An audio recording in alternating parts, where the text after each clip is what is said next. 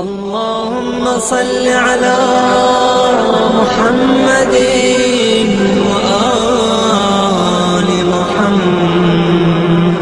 اعوذ باللہ من الشیطان اللعین الرجیم. بسم اللہ الرحمن الرحیم. رب اشرح لی صدری ویسر لی امری واحلل عقدۃ من لسانی یفقهوا قولی. ان اللہ وملائکتہ یصلون علی النبی یا ایھا الذین آمنوا صلوا علیہ وسلموا تسلیما.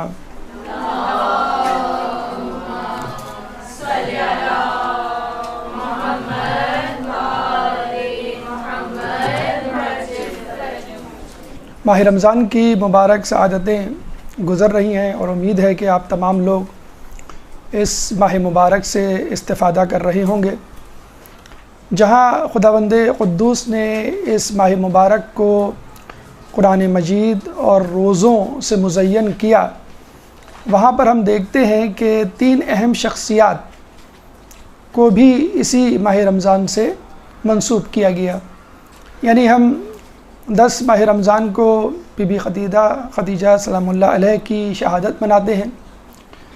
اس کے بعد 15 ماہ رمضان کو دوسرے امام حسن مجتبیٰ علیہ السلام کی ولادت، اور آخری عشرے میں 21 ماہ رمضان کو امیر المومنین کی شہادت. تو یہ 3 شخصیات 3 عشروں میں ایک عجیب اتفاق ہے کہ پہلا عشرہ رحمت کا عشرہ ہوا کرتا ہے. چنانچہ غالباً اللہ تعالیٰ کو یہ مقصود تھا کہ بی بی خدیجہ کی شہادت کو اس عشرے میں رکھ کے بتانا. یہ مقصود تھا کہ آپ کی شخصیت اسلام کے لیے رحمت تھی، کہ جس نے ساری دولت اسلام کی ترویج اور تبلیغ کے لیے جھونک دی. چنانچہ آپ کی شخصیت ابتداء اسلام میں اسلام کے لیے رحمت تھی. دوسرا عشرہ آپ نے سنا ہوگا، روایات کے مطابق مغفرت کا عشرہ ہوا کرتا ہے. تو یہ کیسے ممکن ہے کہ کوئی شخص سید الشباب اہل جنہ حسن و حسین کی شفاعت کے بغیر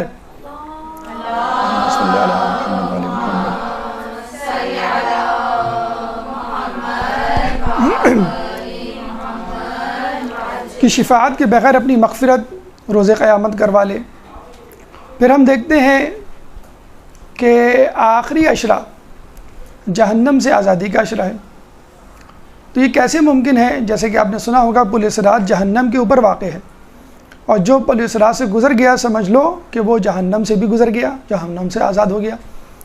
تو روایتوں میں ملتا ہے کہ پل صراط پہ چڑھنے سے پہلے مولا اپنے چاہنے والوں کو آزادی کا پروانہ دیں گے کہ جس کو ہاتھ میں رکھ کر وہ پل صراط سے اس طرح گزر جائے گا جیسے بجلی کی کوند، اس طرح بجلی چمکتی ہے لمحے بھر کے لیے. تو آپ نے دیکھا کہ پہلا عشرہ رحمت کا بی بی سیدہ کی ذات میں شکل میں ہمارے سامنے موجود. دوسرا عشرہ مغفرت کا، سید الشباب اہل جنہ حسن و حسین کی شفاعت کے بغیر مغفرت ممکن نہیں. تیسرا عشرہ نجات جہنم سے آزادی کا، کہ جو کہ مولا علی کی شفاعت کے بغیر ممکن نہیں. یہ 3 شخصیات اس ماہ مقدس میں رکھنا گویا اس بات کی دلیل ہے کہ اللہ تعالیٰ چاہتا ہے کہ اگر تم قرآن پڑھو، جیسا کہ اس ماہ مبارک میں قرآن پڑھنے کا بہت زیادہ ثواب ہے. ایک آیت گویا ایک قرآن کے برابر ہے، یقیناً ایک قرآن کے برابر ہے. پھر ترجمے اور تفسیر اور تشریح کے ساتھ پڑھے تو اور معنی و مفاہیم میں مزہ آتا ہے. تو جب ایک انسان قرآن پڑھتا ہے تو انسان کو یہ احساس ہوتا ہے کہ قرآن کے احکامات بہت مشکل ہیں، میرے لیے تو ناممکن ہے. تو اللہ تعالیٰ نے اسی ماہ مبارک میں ان 3 شخصیات کی ولادت و شہادت رکھ کے گویا ہمیں بتلا دیا کہ تھوڑا سا وقت نکال کے قرآن کی تلاوت سے ان مقدس شخصیات کی سیرت طیبہ کو بھی مطالعہ کرو، تمہیں پتہ چل جائے گا کہ قرآن پر عمل کرنا عین ممکن ہے، قرآن پر عمل کرنا آسان ہے اگر تم ان شخصیات کو اپنے ذہن میں رکھو گے. چنانچہ جہاں اس ماہ مبارک میں روزہ رکھنے کی ضرورت ہے، جہاں اس ماہ مبارک میں قرآن کی تلاوت اور اس پہ غور و تفکر کی ضرورت ہے، وہاں اس بات کی بھی ضرورت ہے کہ ان 3 اہم شخصیات کیونکہ ہمارے نزدیک معصومین اور اہل بیت کی شہادت اور ولادت ہمارے لیے ایک ذریعہ ہے کہ ہم ان کی سیرت مقدسہ سے آشنا ہوں اور اپنے لیے عملی طور پہ چند موتی چنیں اور اپنی سیرت کو ان کی سیرت کے مشابہ بنائیں۔ تو ہمارے لیے ضروری ہے کہ قرآن کی تلاوت اور روزوں کے ساتھ ساتھ ہم اس بات کا اہتمام کریں کہ ان اہل بیت کی مقدس شخصیات کو اپنے سامنے رکھتے ہوئے، قرآن کی آیت کو مد نظر رکھتے ہوئے اور ان میں ایک ہم آہنگی اور مطابقت قرار دیتے ہوئے اپنی زندگی کو ان کی زندگیوں کے مطابق اسلام کے سانچے میں ڈھالیں۔ ایک درود پڑھ دیں محمد والے محمد۔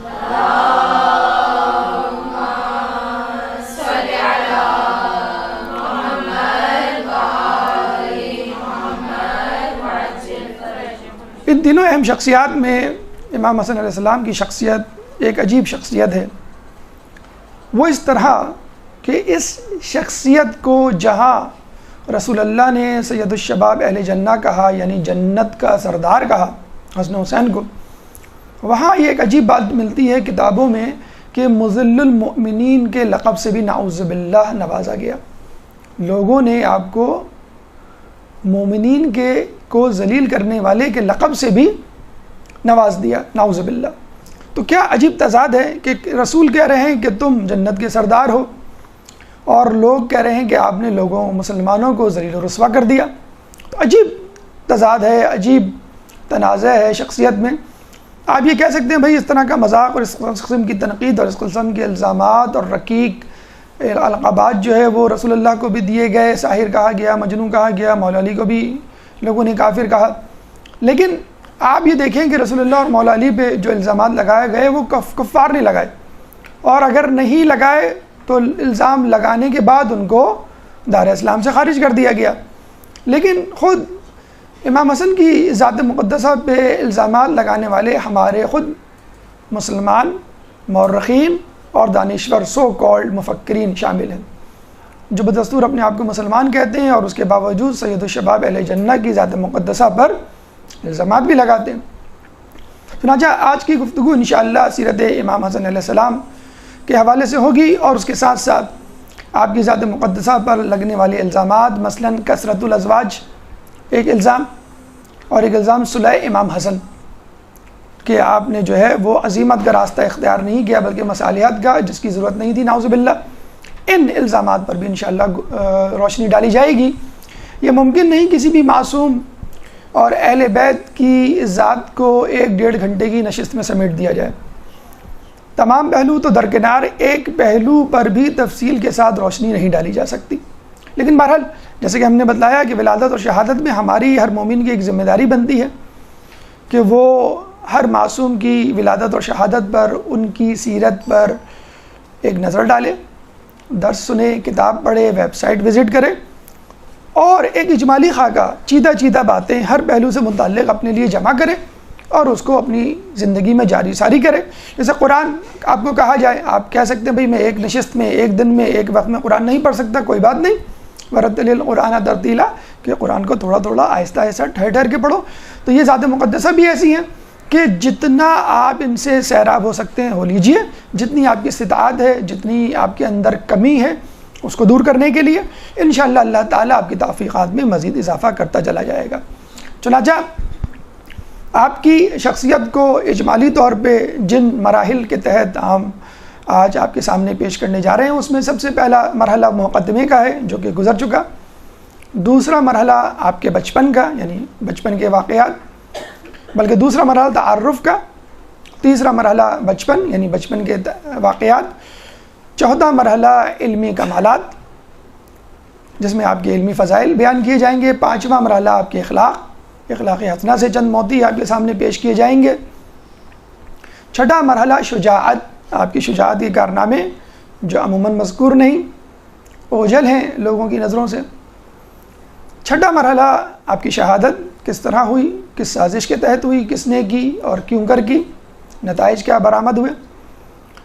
اس کے بعد آٹھواں مرحلہ نواں مرحلہ نہیں آٹھواں ہی مرحلہ ہے، آٹھواں مرحلہ آپ پہ اٹھائے جانے والے الزامات، لگائے جانے والے الزامات یعنی کثرت الازواج، پھر 9واں مرحلہ دوسرا الزام صلح امام حسن کے حوالے سے، اور آخری اور 10واں مرحلہ کلمہ کلام آخر۔ تو انشاءاللہ ہماری کوشش ہوگی اس گفتگو میں، اس نشست میں ان تمام پہلوؤں پہ تھوڑی تھوڑی ہم روشنی ڈالیں، اور اگر کوئی بات کہنے سے رہ جائے تو ہماری کم علمی بھی اس کو محمول کیا جائے۔ تو آئیے ہم اپنی گفتگو کے پہلے مرحلے یعنی تعارف امام حسن علیہ السلام کی طرف چلتے ہیں۔ درود پڑھ دیں محمد والے محمد پہ۔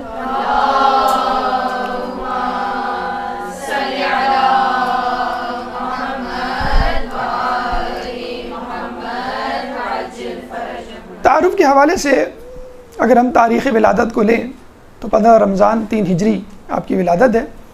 آپ کی ولادت کے حوالے سے ایک خواب ام الفضل جناب زوجہ عباس رسول اللہ کے چچا نے خواب دیکھا کہ رسول اللہ کے جسم اقدس کا ایک ٹکڑا میری گود میں آ کے گر گیا ہے۔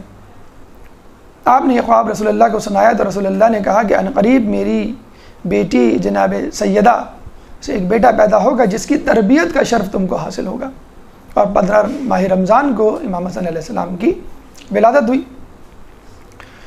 اور اس کے بعد آپ کی شہادت 28 صفر 50 ہجری کو ہوئی۔ گویا 47 سال کی عمر مبارک آپ نے پائی۔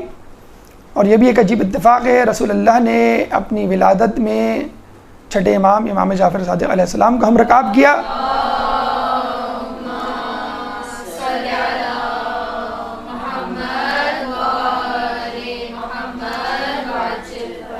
اور اپنی شہادت یعنی 28 صفر میں اپنے نواسے امام حسن علیہ السلام کو ہم رکاب کیا۔ گویا امر خداوندی یہ ہے کہ میرے امام، میرے جانشین جہاں بھی ہوں میرے ساتھ ہیں، میری ولادت میں، میری شہادت میں، بلکہ میری زندگی میں، میرے مرنے کے بعد۔ اولنا محمد و اوسطنا محمد و آخرنا محمد و کلنا محمد۔ ایک درود پڑھ دے محمد والے محمد پہ۔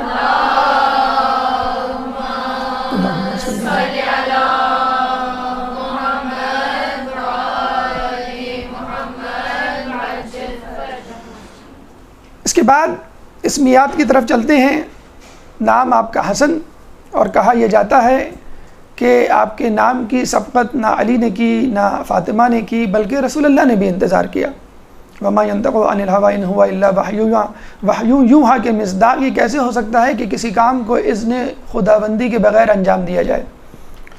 چنانچہ رسول اللہ نے انتظار کیا، جبرائیل علیہ السلام آئے اور یہ کہا کہ تم اپنے نواسے کا نام حسن رکھو، چونکہ علی بمنزلہ ہارون ہیں، چنانچہ ان کے بیٹے کا نام ہارون کے بیٹے شبر کی طرز پر ہونا چاہیے، اور شبر کو عربی زبان کے حوالے سے حسن کہا گیا۔ اور اس کے بعد آپ نے دیکھا ان کے دوسرے بیٹے شبیر کے حوالے سے آپ کے دوسرے بیٹے حسین کا نام، اور تیسرے بیٹے مبشر کے حوالے سے آپ کے تیسرے بیٹے محسن جو کہ شکوہ مادر میں شہید ہوا۔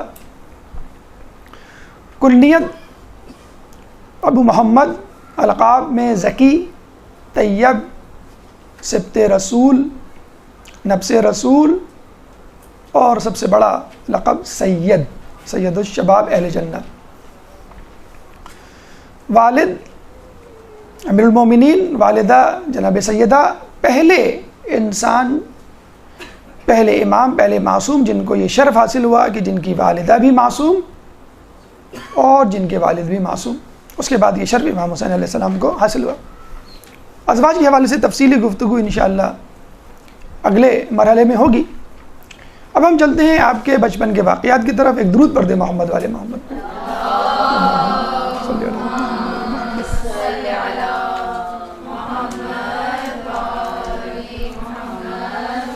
دیکھیں عموماً لوگوں میں یہ بات مشہور ہے کہ جب انسان بچہ ہوتا ہے تو جو کچھ وہ دیکھ رہا ہوتا ہے وہ لاشعوری انداز سے ہوتا ہے۔ اس کی آبزرویشن، اس کا مشاہدہ ایک طفل مکتب کی طرح ہوتا ہے، اور وہ اس طرح کا ادراک نہیں کر سکتا جس طرح کہ ایک بالغ عاقل آدمی کرتا ہے۔ لیکن ہم اس بات پہ یقین رکھتے ہیں، ہمارا عقیدہ ہے اور تاریخ اس بات کی شاہد ہے کہ ہمارے امام گہوارے میں بھی امام، ماں کی گود میں بھی امام، شکم مادر میں بھی امام، جوانی میں بھی امام، اور مرتے دم تک امام، لوگ ان کو تسلیم کریں یا نہ کریں۔ چنانچہ آپ کے بچپن کے واقعات کو ہم مشاہدات اور کمالات میں تقسیم کر دیتے ہیں۔ مشاہدات، جس پہ شاید یہ ایک الزام لگ سکتا ہے کہ تو ایک بچہ ہے وہ دیکھ رہا ہوگا، لیکن دیکھنے کا مطلب یہ تو نہیں کہ وہ درک کر رہا ہوگا، ٹھیک ہے، اور ہم اس کا فائدہ دیتے ہوئے ہم اس کو مشاہدات کی سرخی یا ہیڈنگ کے تحت پڑھتے ہیں، آپ کے سامنے پیش کرتے ہیں، لیکن کمالات کا ایک الگ سے حصہ ہم بچپن ہی کے ضمن میں آپ کے سامنے پیش کریں گے، جس سے آپ کو اندازہ ہوگا کہ بچہ ہوتے ہوئے کہ امام نے اپنی امامت کو کیسے ثابت کیا۔ چنانچہ مشاہدات کی بات کرتے ہیں۔ امام حسن 3 ہجری کو پیدا ہوئے، اور یہ وہ سال تھا کہ جب جنگ احد ہو رہی تھی۔ چنانچہ آپ نے گہوارے سے اس بات کا اندازہ کر لیا کہ کس طرح منافقین نے رسول اللہ کا ساتھ چھوڑا، اور کمزور ایمان کے لوگوں نے رسول اللہ کو میدان جنگ میں چھوڑ کر فرار کا راستہ اختیار کیا، اور اس حالت میں مولا علی مشکل کشا نے رسول اللہ کی جان بچائی۔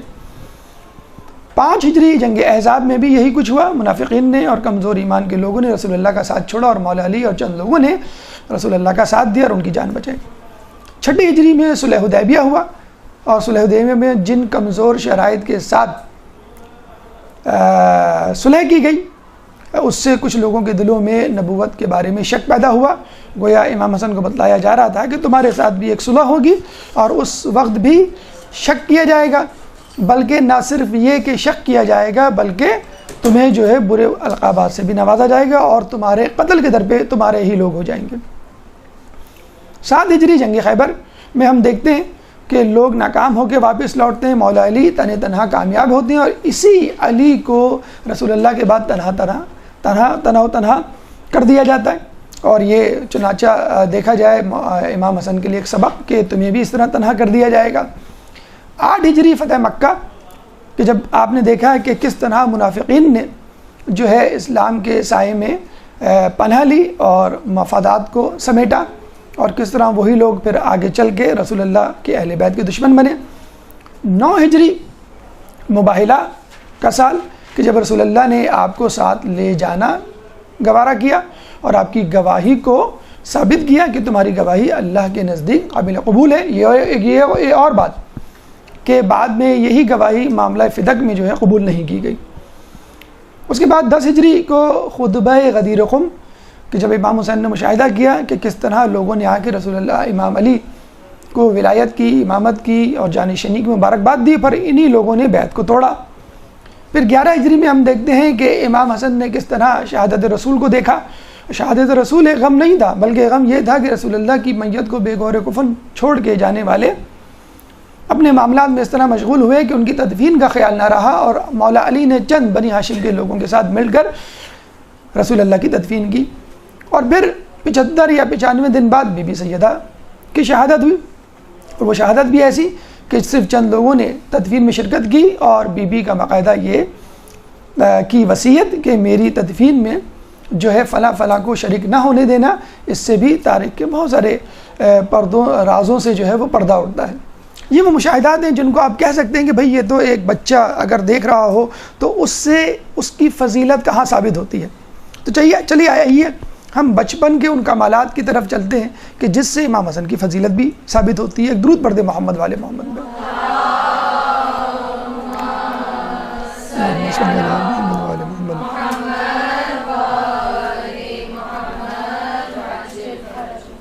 قوت بصارت کسی کی زیادہ ہوتی ہے، کسی کی کم ہوتی ہے۔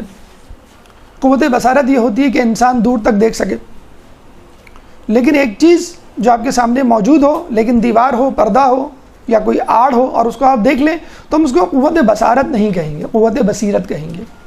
ایک خاص قوت جو اللہ تعالیٰ نے عطا کی ہو۔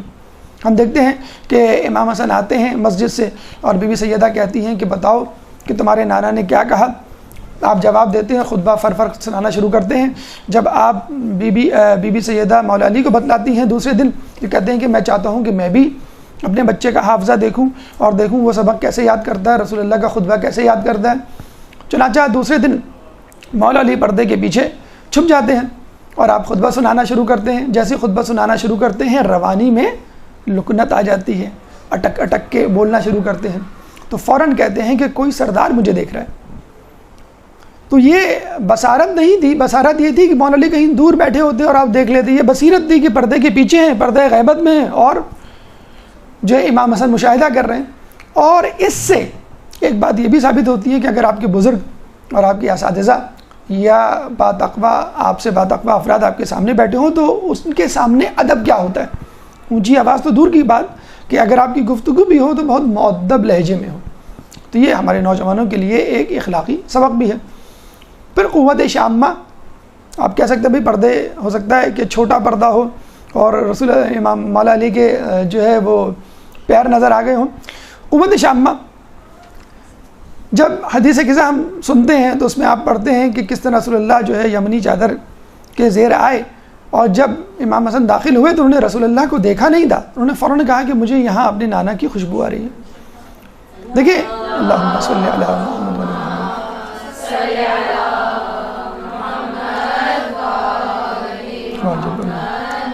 دیکھیں کھانے کی خوشبو ہوا کرتی ہے، عطر وغیرہ کی خوشبو ہوا کرتی ہے، پھول کی خوشبو ہوا کرتی ہے، رسول اللہ کی خوشبو. اس کا مطلب رسالت کے اندر خود ایک ایسی خوشبو پوشیدہ ہے کہ جو رسالت کی معرفت رکھنے والے ہی سونگھ سکتے ہیں اور دوسرا شخص نہیں سونگھ سکتا. تو قصہ یمانی میں آنے والے پہلے فرد امام حسن کی ذات مقدس آتی. پھر ہم علم کی طرف چلتے ہیں. ایک دفعہ چند خرمے یعنی کھجور سامنے پڑے ہوئے تھے. رسول اللہ نے امام حسن علیہ السلام کو کہا، جو امام حسن سامنے بیٹھے ہوئے تھے، کہ دیکھو صدقہ ہم اہل بیت پہ حرام ہے.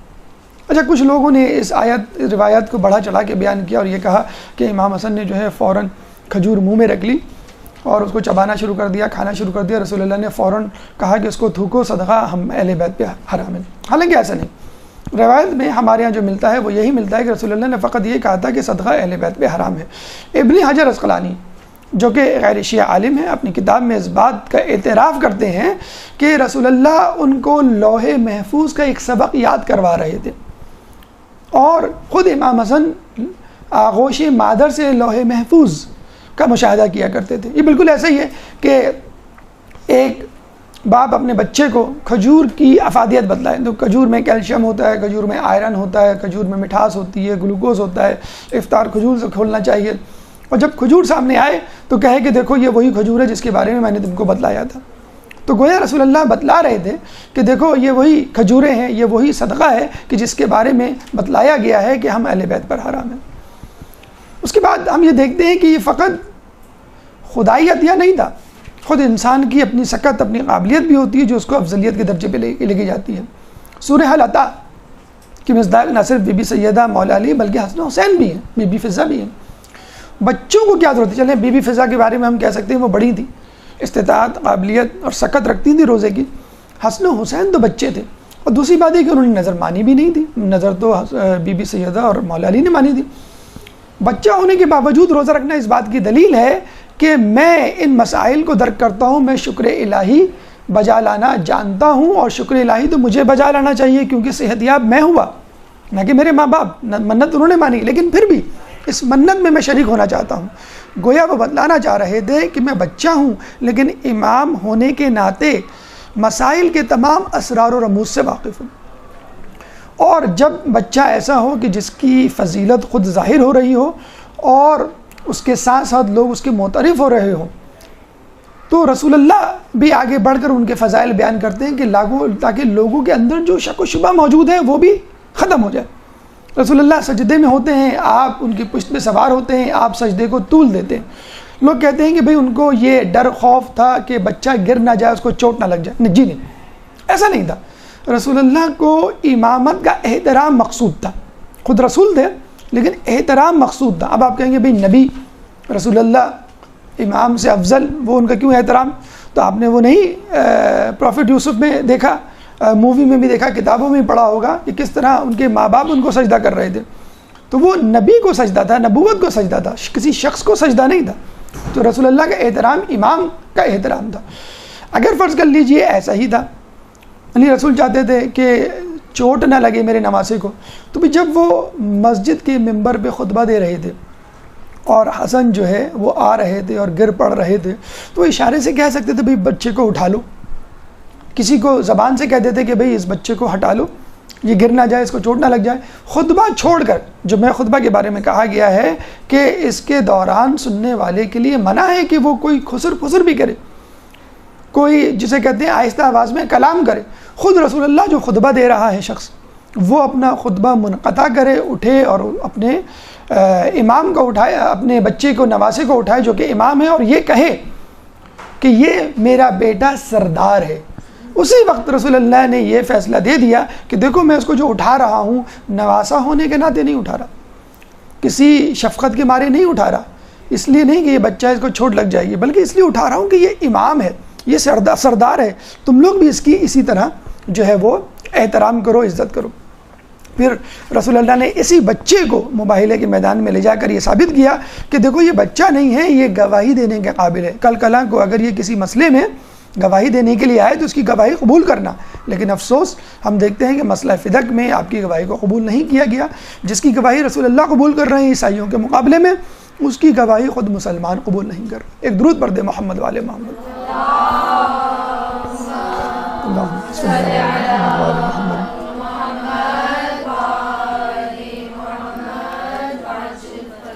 رسول اللہ بازار سے گزرتے ہیں، حسن و حسین دوش پر ہوتے ہیں، کوئی کہتا ہے کتنی اچھی سواری، فوراً ٹوک دیتے ہیں یہ بھی تو دیکھو سوار کتنا اچھا ہے. یعنی امام حسن کو عزت نہیں مل رہی، حسن کو عزت نہیں مل رہی کہ اس کو اچھی سواری، مجھے بھی عزت مل رہی ہے کہ اللہ نے مجھے اتنا اچھا سوار دیا. اور یقیناً رسول اللہ کے دوش پر یا تو حسن سوار ہو سکتے ہیں یا ان کا باپ امیر المومنین، جنہوں نے آپ کے دوش مبارک پہ اللہم صلی علی محمد.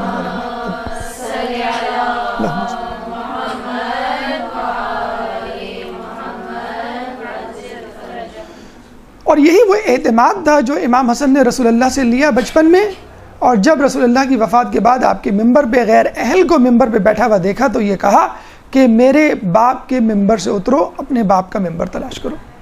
اور بیٹھنے والے نے اس بات کو تسلیم بھی کیا.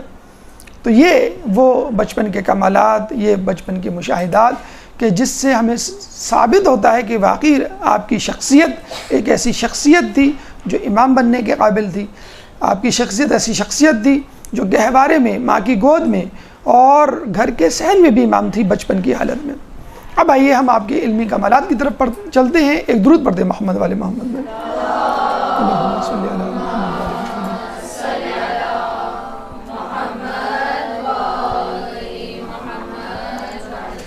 اس وقت روم میں امام علی کے دور میں اور اس سے پہلے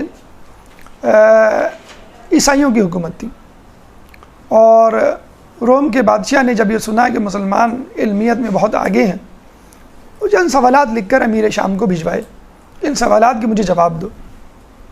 امیر شام نے، جس طرح آپ کو معلوم ہے، لولا علی لحلق عمرہ اور سلونی سلونی قبل ان تفقدونی، یہ کلمات اور ان کی گونج تاریخ میں ہمیں ہمیشہ ملتی ہے کہ لوگ چاہے آپ سے کسی بھی قسم کی چیز کو چھین لیں، علم کو نہیں چھین سکتے.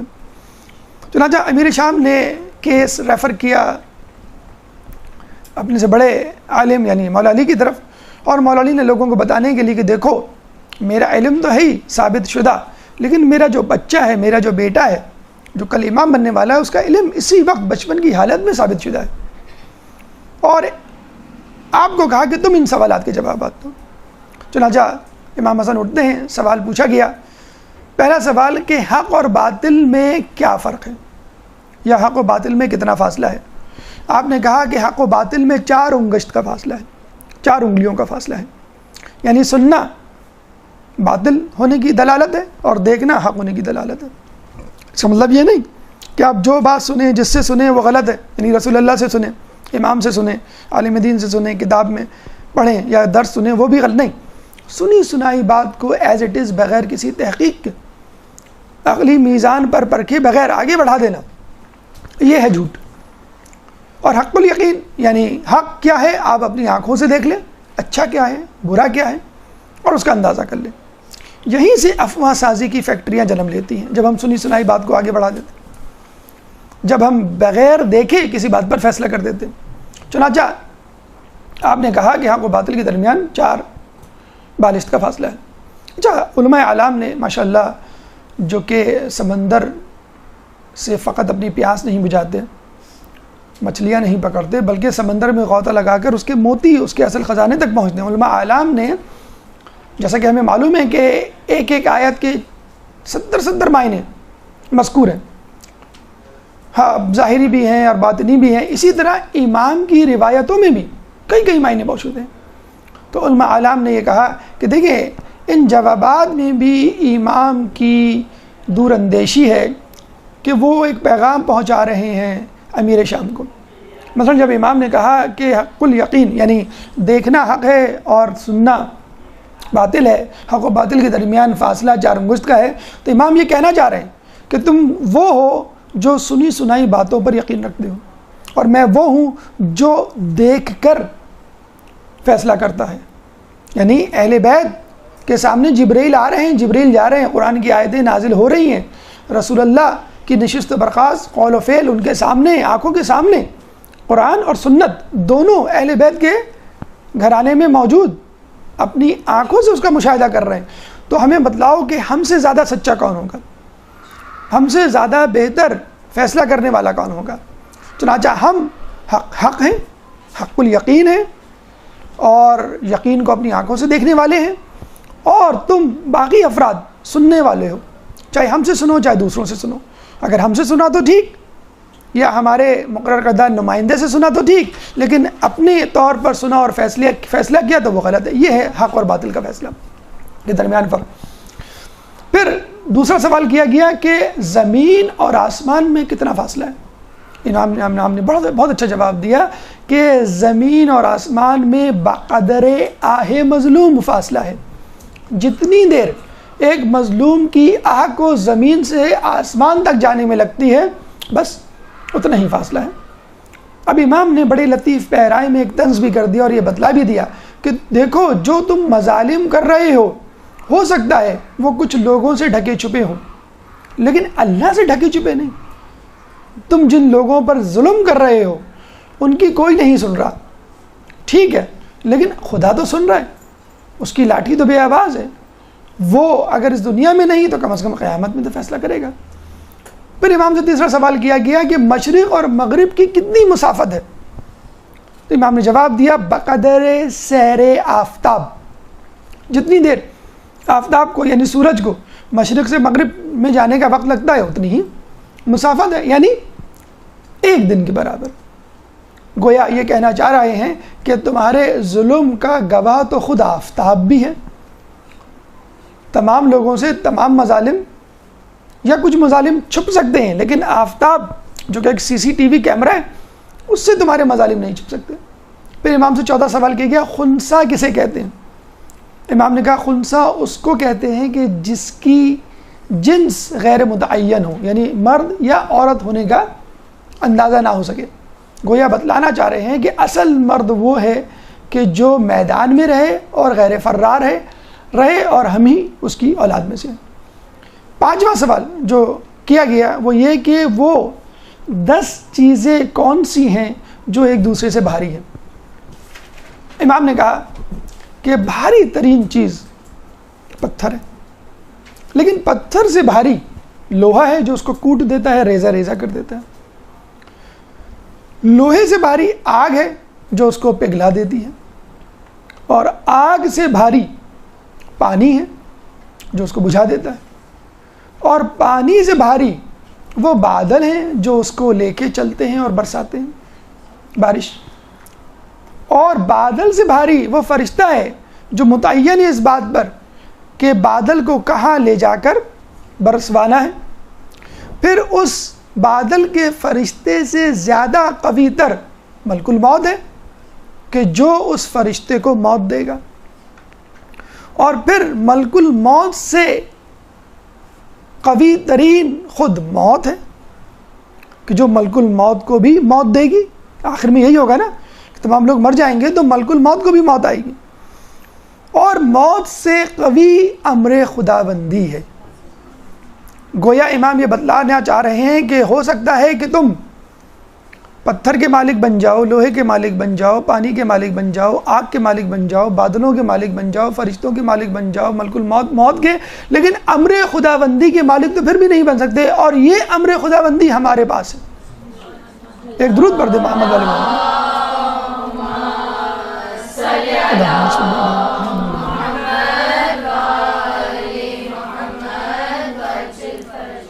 دیکھا آپ نے کہ امام نے سوالات کے جوابات بھی دے دیے اور یہ بھی بتا. اچھا تشریح اور توضیح ہمارے علماء کی طرف سے ہے. اس تشریح اور توضیح کو امام کی عبارت کے ساتھ بریکٹ نہ کریں, کیونکہ اس جواب کے جس طرح آیات قرآنی کے کئی معنی نکل سکتے ہیں, ہو سکتا ہے آنے والے دور میں اور مزید معنی نکالے جائیں. امام کا جملہ, امام کا جواب یہ ہے, اور معنی نکالنے ہم لوگوں کا کام ہے, اس پہ تفکر کرنے والوں کا کام ہے, اور ان کی سیرت پر سنجیدگی سے عمل کرنے والوں کا کام ہے. جب بادشاہ روم کو یہ پتہ چلا کہ امیر المومنین اور حاکم شام کے درمیان تنازع ہے خلافت کا, امامت کا, جانشینی کا رسول اللہ کی, تو اس نے کہا کہ ان دونوں میں وہی جانشینی کا زیادہ سزاوار ہے کہ جو رسول کے علم کا حامل ہے, جو علم لدنی کا حامل ہے, جو ایسے علم کا حامل ہے جو کتابوں میں نہیں ملتے, جو لوگوں سے نہیں سنے جاتے. چنانچہ اس نے کہا کہ چلو میں امتحان لیتا ہوں ان دونوں اطراف کے گروہ کا, اور یہ معلوم کرتا ہوں کہ کون زیادہ عالم ہے, کون علم رسالت کا حامل ہے. چنانچہ اس نے حاکم شام اور المومنین کو لکھ کر بھیجا کہ آپ خود آئیں یا پھر اپنا نمائندہ بھیجیں تاکہ میں فیصلہ کر سکوں. حاکم شام نے یزید کو بھیجا اور امیر المومنین نے امام حسن کو بھیجا. یزید نے جا کے فوراً بادشاہ روم کی دستبوسی کی اور امام حسن نے شکر الہی پہ اکتفا کیا, اور وہی کافی ہے. بادشاہ روم نے چند تصاویر دکھائیں, یزید نہ بتلا سکا. امام حسن نے فوراً کہا کہ یہ تصاویر جناب آدم علیہ السلام, جناب نوح علیہ السلام, جناب ابراہیم علیہ السلام, جناب اسماعیل علیہ السلام اور جناب شعیب علیہ السلام کی ہیں. اس کے بعد اس نے دوسرا سوال, بڑا عجیب سوال کیا کہ دنیا میں وہ کون سی ایسی چیزیں اور یا مخلوقات ہیں جو بغیر ماں باپ کے وجود میں آئیں. بغیر باپ کے وجود میں آنا تو سب کو معلوم ہے, مثلا جناب حضرت عیسیٰ علیہ السلام بغیر باپ کے.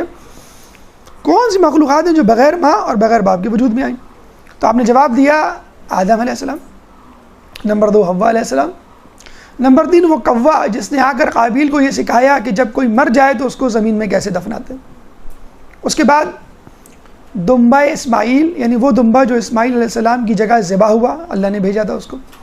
صالح علیہ السلام کی اونٹنی جو کہ پہاڑ سے نکلی تھی, پیدا نہیں ہوئی تھی, اسی حالت میں, جوان حالت میں وہ پہاڑ سے نکلی تھی.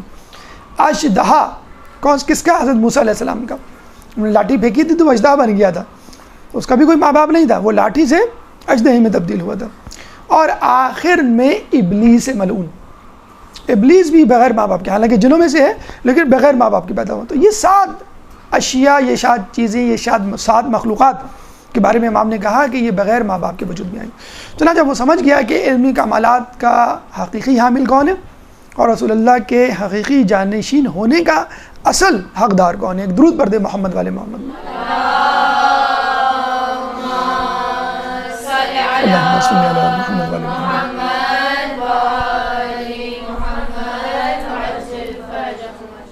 اب آئیے آپ کے اخلاق کی طرف, اور دیکھا جائے کہ یہی وہ اہم ترین پہلو ہے کہ جس میں ہمیں عملی اسباق ملتے ہیں. علم کے متعلق آپ کہہ سکتے ہیں کہ بھائی آپ کا علم لدنی تھا, ہم اس کے حامل نہیں ہو سکتے, اگر ہو بھی گئے تو چند ایک الفاظ, لیکن بہرحال اخلاق تو ایسے ہیں کہ جن پہ ہم عمل پیرا ہو سکتے ہیں, اور تمام کے تمام اخلاقی پہلو عمل کرنے کے قابل ہیں.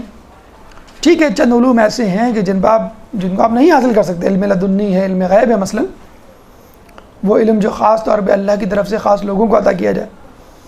اخلاق کے حوالے سے ایک بہت مشہور واقعہ ہمیں ملتا ہے اور ہم پڑھتے چلے جاتے ہیں اور عموماً اس پر غور و خوض نہیں کرتے, اس کو اپنانے کی کوشش نہیں کرتے. کنیز سے ایک دفعہ شوربہ آپ کے لباس پہ گر گیا, اور آپ کو معلوم ہے اس زمانے میں اور ابھی بھی عربوں کے ہاں غلام کو بہت زیادہ حقارت سے دیکھا جاتا تھا, مارا پیٹا جاتا تھا, تشدد کیا جاتا تھا, چھوٹی چھوٹی غلطی پر جو ہے ان کو پکڑا جاتا تھا. اور غلام کا مطلب یہی ہے کہ جو 24 گھنٹے عمر بھر کے لیے آپ کا مطیع ہو اور زبان سے کچھ نہ, کا کوئی جاب تو تھی نہیں 9 to 5.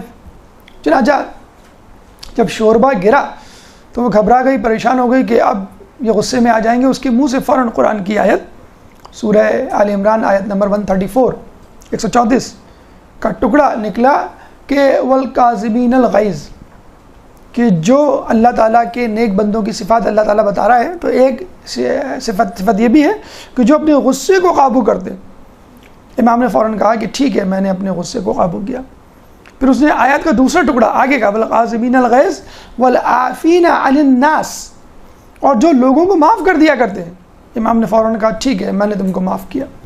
پھر اس نے آیت کا تیسرا ٹکڑا پڑھا واللہ یحب المحسنین، اور یہ وہ لوگ ہیں جن سے اللہ تعالیٰ محبت کرتا ہے۔ والکاظمین الغیظ والعافین عن الناس واللہ یحب المحسنین، سورہ آل عمران آیت نمبر 134۔ امام نے اسی وقت آزاد کر دیا۔ دیکھیں یہ ہے احسان۔ ایک ہوتا ہے عدل۔ عدل یہ ہے کہ آپ نے چوری کی، آپ نے کوئی خطا کی، آپ نے اس کی سزا آپ کو مل گئی، ٹھیک ہے، عدل یہ کہتا ہے۔ احسان یہ ہوتا ہے کہ اگر کوئی شخص کسی سزا کا سزاوار ہے تو اس کی سزا معاف کر دی جائے، یا کسی انعام کا مستحق ہے تو اس سے زیادہ دیا جائے، اس کو کہتے ہیں احسان۔ ان اللہ یأمر بالعدل والاحسان وایتاء ذی القربى۔ تو امام نے عدل نہیں کیا، احسان کیا، بلکہ عدل تو یہ تھا کہ اس کو سزا دینی چاہیے تھی، امام نے معاف کر دیا، عدل سے بڑھ کر احسان کر دیا۔ پھر غصہ نہیں ہوئے، اور نہ صرف یہ کہ معاف کر دیا بلکہ اس کو آزاد کر دیا۔ احسان سے بھی گویا ایک اوپر کی چیز، بلند ترین احسان۔ احسان تو یہ ہے کہ آپ نے سزا دینی تھی، آپ نے سزا نہیں دی، ٹھیک ہے، امام سزا نہیں دیتے، عفو درگزر کرتے، نہیں، امام الٹا اس کو انعام دے رہے ہیں، گویا اس نے بہت اچھا شوربہ بنایا تھا۔ جیسے ہمارے یہاں ہوتا ہے شوربہ اگر آگے پیچھے ہو جائے، شربت میں چینی کم اور چائے میں جو ہے وہ دودھ کم پڑ جائے، تو کس طرح لوگوں کو سننی پڑتی ہے، خواتین کو، معذرت کے ساتھ مردوں سے۔ لیکن آپ دیکھیں کہ امام جو ہے شوربے میں یہ نہیں کہہ رہے کہ نمک کم ہے، ہمارے یہاں تو شوربے میں نمک کم ہو جائے قورمے میں تو ہم آسمان سر پہ اٹھا لیتے ہیں، اور یہاں پہ شوربہ آپ گرا کے دیکھیں، آج دیکھیے گا مت لیکن کبھی ایسا ہو جائے تو آپ دیکھ لیجئے کہ سامنے والے کا کیا ریئیکشن ہوتا ہے۔ تو امام جو ہے اپنے اوپر گرنے والے شوربے پہ نہ صرف کہ غصہ نہیں ہو رہے، سزا نہیں دے رہے، بلکہ اس کو آزاد کر رہے ہیں، گویا نعوذ باللہ اس نے کوئی بہت بڑا اچھا کام کیا۔ اسی طرح کا ایک ملتا جلتا واقعہ ہمیں شامی کے حوالے سے ملتا ہے کہ شامی آتا ہے اور بلا سبب آپ کو برا بھلا کہنا شروع کر دیتا ہے۔ امام کسی برائی کا جواب برائی سے نہیں دیتے، امام کسی بات کی دلیل یا جواز پیش نہیں کرتے، یا اس کو رد نہیں کرتے کہ تم جو کہہ رہے ہو وہ غلط کہہ رہے ہو۔ فقط یہ کہا کہ تم بھوکے ہو تو میں کھانا کھلا دوں، تمہارے پاس لباس نہیں تو میں لباس دے دوں، تمہارے پاس ٹھہرنے کو مکان نہیں تو میں اپنے گھر تم کو مہمان رکھ لیتا ہوں۔ ان الحسنات یذہبن السیئات، ہم پڑھتے ہیں سورہ ہود آیت نمبر 114 کہ ان الحسنات، بے شک نیکیاں، یذہبن السیئات، برائیوں کو مٹا دیتی ہیں۔ آپ نے دیکھا ہوگا آپ پینسل سے کچھ لکھتے ہیں، اگر ہم غلط لکھ دیتے ہیں تو کیا ہم پینسل سے ہی مٹاتے ہیں؟ پینسل کو الٹا کرتے ہیں، اس کے اوپر جو ربڑ لگا ہے اس سے مٹا رہے ہوتے ہیں۔ ابھی پینسل ہم نے سیدھی پکڑی ہوتی ہے اور مٹا رہے ہوتے تو اس کو الٹا کرتے ہیں۔ تو اللہ بھی یہی سکھا رہا ہے کہ کوئی تمہارے ساتھ زیادتی کرے تو تم اس کو الٹا کرو، جس طرح پینسل کو الٹا کر کے ربر استعمال کر کے مٹایا جاتا ہے، برائی کا جواب نیکی سے دو تو وہ تمہارا دوست بن جائے گا۔ تو امام نے بھی یہی کیا۔ اچھا، امام اس کو لے کے گئے، اس کو رکھا، کھانا کھلایا، اس کو انعام و کرام دیے۔ جب جانے لگا تو اس نے کیا جملہ کہا کہ جب میں مدینے میں آیا تھا تو آپ سے بدتر انسان کوئی نہیں تھا، اور جب میں مدینے سے جا رہا ہوں تو آپ سے بہترین انسان کوئی نہیں۔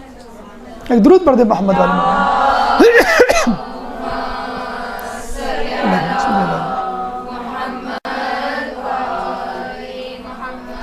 یہ ایک بہترین پیغام ہے ماہ رمضان کے حوالے سے خصوصی طور پہ کہ اگر کسی سے کوئی غلطی ہو جائے تو نہ صرف یہ کہ معاف کیا جائے بلکہ اس کی حوصلہ افزائی کی جائے۔ غلطی پہ حوصلہ افزائی نہیں، کوئی بات نہیں، تم سے غلطی ہو گئی، کوئی بات نہیں، تمہاری طبیعت ٹھیک نہیں ہوگی، کوئی بات نہیں، تمہارے سر میں درد ہو رہا ہے، کوئی بات نہیں، تم نے دیکھا نہیں، وغیرہ وغیرہ۔ رسول فرماتے ہیں کہ اگر کوئی شخص تمہارے سامنے کوئی بہانہ پیش کرے اس کو قبول کر لو، اور اگر نہ پیش کر سکے تو تم اپنے آپ سے پیدا کر لو، خود سے کہو کہ ہاں یہ ہو گیا ہوگا، سر میں درد ہو گیا ہوگا، نیند آ گئی ہوگی، وغیرہ وغیرہ۔ لیکن ہمارے یہاں کیا ہوتا ہے، غلطیوں کو نوٹ کیا جاتا ہے، سب کے سامنے غلطیوں پر ٹوکا جاتا ہے، کہا جاتا ہے کہ تعریف سب کے سامنے، اور تنبیہ اکیلے میں. ہمارے الٹا ہوتا ہے, تعریف تو کی ہی نہیں جاتی, اور تنبیہ یا جسے کہتے ہیں کہ ڈانٹ ڈپٹ بچوں ہی کی صحیح سب کے سامنے. ہر کسی کا ایک ظرف ہوتا ہے, ایک ڈگنیٹی ہوتی ہے, ایک عظمت ہوتی ہے, عزت نفس ہوتی ہے جس کا ہمیں خیال رکھنا چاہیے. صحابت کے اعتبار سے سنیے, ایک دفعہ حکیم شام مدینے آیا اور اس نے جب دیکھا کہ مدینے والے اس کے مخالف بن رہے تو حکیم شام نے یہ کہا کہ چلو میں لوگوں میں انعام و کرام تقسیم کروں, جس طرح ہمارے یہاں حکومتیں اسکیم نکالتی ہیں, بے روزگاری اسکیم, فلاں اسکیم. تو اس نے لوگوں کو کہا کہ تمام لوگ آ جائیں اور میرے خزانے سے جو چاہیں لے. لوگ آتے گئے, وہ نوازتا رہا, لیکن اس نے دیکھا کہ امام حسن نہیں آئے. مغرب ہونے کو آ رہی تھی, دن ختم ہو رہا تھا, دربار بند ہونے کو تھا. اس نے خصوصی طور پہ آپ کو بلوایا اور کہا کہ ان کو بلاؤ, میں ان کو بھی نوازنا چاہتا ہوں. بلایا, امام جو ہے کسی فتنے سے بچنے کے لیے چلے گئے اور اس نے پھر جو ہے آپ کو نوازنا شروع کیا. اور کس طرح نوازا, یہ کیا کہ نوازا کہ میں نے صبح سے لے کے رات تک, شام تک, اب تک جتنا لوگوں میں تقسیم کیا ہے اتنا میں آپ کو دیتا ہوں. اور جب وہ واپس جانے لگے تو حاکم شام کے دربان نے آپ کی جوتیاں سیدھی کر دیں. آپ نے وہ تمام مال اس دربان کو دے دیا, یہ بتانے کے لیے کہ جتنے مال کے حقدار تم ہم کو سمجھتے ہو, جتنے مال کا حقدار اتنا مال کا حقدار تو ہمارے نزدیک تمہارا دربان ہے. اللہم صلی علی محمد.